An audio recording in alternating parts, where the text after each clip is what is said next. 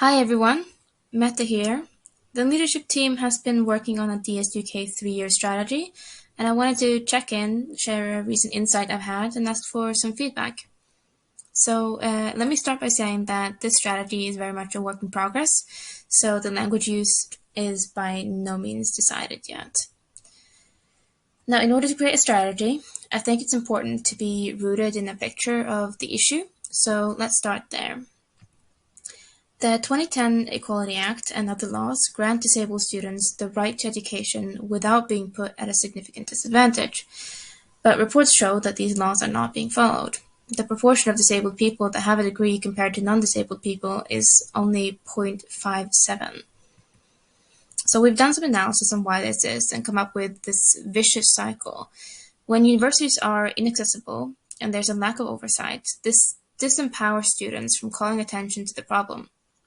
This, in turn, leads to ignorance among both universities and oversight bodies who do not put in place appropriate accessibility and monitoring, and so the cycle continues.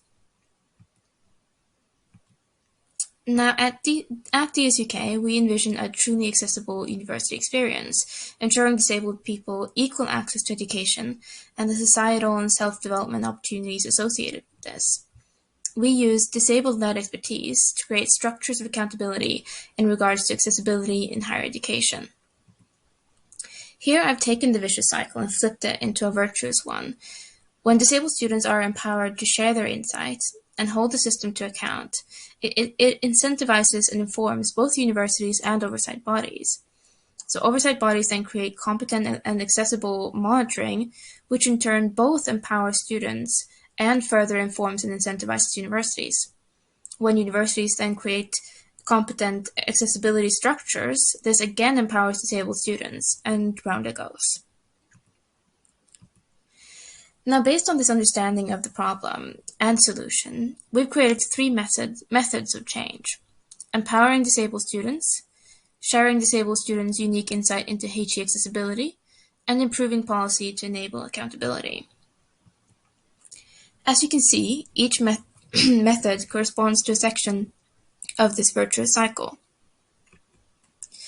But then I was thinking the other day about whether there's anything missing in this model.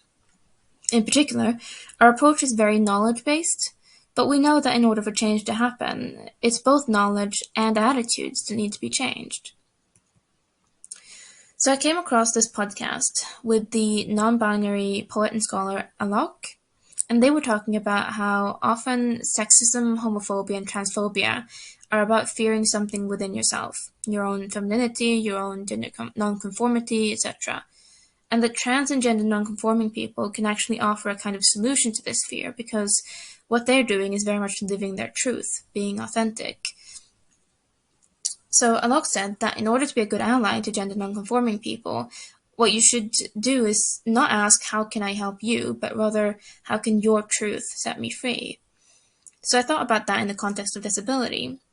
And it seems to me that one of the key things that ableism stems from is a fear of limitations, of having needs, of being dependent.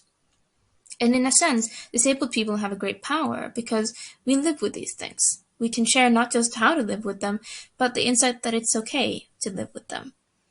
This truth, our truth as disabled people, has the power to really help people and change attitudes.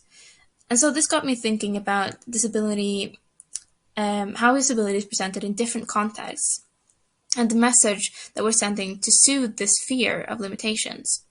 So there's the strategy model, which is mostly used by non-disabled people, which fixates on limitations as something all-encompassing. So this soothes the non-disabled people's fear of limitation because it allows them to disidentify with it. And then there's the superscript model, which ignores the limitations and instead fixates on our ability, often extreme ability. This is a model that has that a lot of people kind of veer towards because it soothes our own fear of limitations by allowing us to think that they're not really there or they don't really matter. Of course, the problem with this model is that it's exclusionary, and it plays into the narrative of limitations as something negative. Finally, there's the model that I would call disability wisdom, which neither fixates on nor ignores limitations, but rather accepts them and sees the skills and wisdom required to work with them. It soothes that fear of limitations by spreading the message that it is okay to be limited. And so I was thinking about DSUK and the message that we're sending about limitations, and it occurred to me that we're positioning ourselves very much as experts. And for good reason. We're a competent bunch of people, and not just due to our educational background, but due to our lived experience. We know what we're talking about, and we're bringing unique insight to the sector.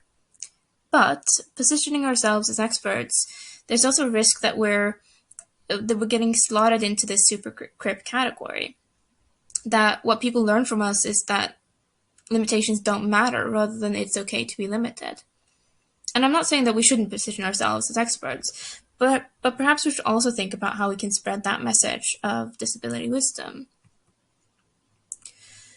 So I was thinking about this great term that I came across, prefigurative politics, which is about creating an organization and a way of organizing that itself embodies the world that we want to see.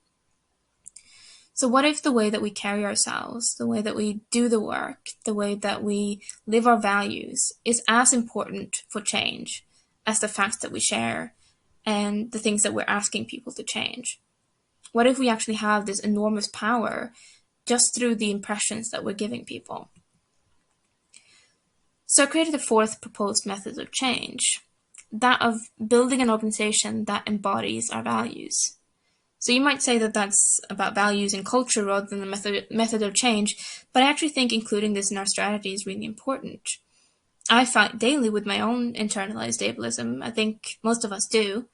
And having this on the to-do list in various concrete ways could really help us give it the priority it deserves. So let's see what this might look like. Of course, we've already talked about disability wisdom. Practicing this might look like openly making room for our limitations in doing the work and sharing how we adapt, providing accessibility and care for ourselves, our community, and our volunteers.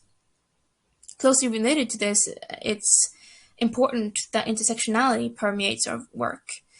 This might look like creating structures, ensuring that the intersectional perspective is considered in each decision, both internal and external, lifting up and reaching out to multiply marginalized students. Thirdly, I think it's important to demonstrate not just in words, but in actions, that we value disabled students' insight. So this might look like creating ways for students to input into the organization, creating the financial stability to compensate them for the work, and lifting up disabled students at their university. So those were all of my thoughts for today, but we're keen to continue the work on the strategy, and I really want to hear your insights on this topic. What do you think about disability wisdom? What key messages do you think we should be projecting through our work?